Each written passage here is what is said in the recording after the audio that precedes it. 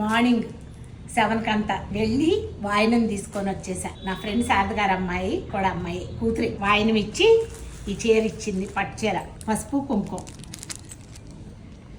పూర్ణాలు, కలువ పూలు చూడండి ఎలా నీట్గా సెట్ చేశారు. మరంట ఇలా ఉన్న మొగ్గని ఇలా ఒక్కొక్క రేకు ఇలా షేప్ లాగా చేసి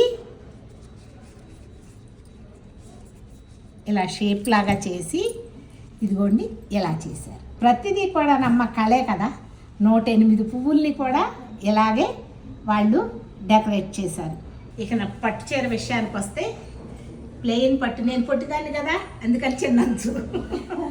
చీర వచ్చేసి కలర్ ఇలా ఉందమ్మా, పైన కిందనేమో మెరూన్ అంచుతో వచ్చింది. పళ్ళు వచ్చి ఇలా ఉంది, బ్లౌజ్ కూడా మెరూన్ కలర్ లోనే ఉందమ్మా. కట్టుకొని ఒక వీడియో చేస్తా.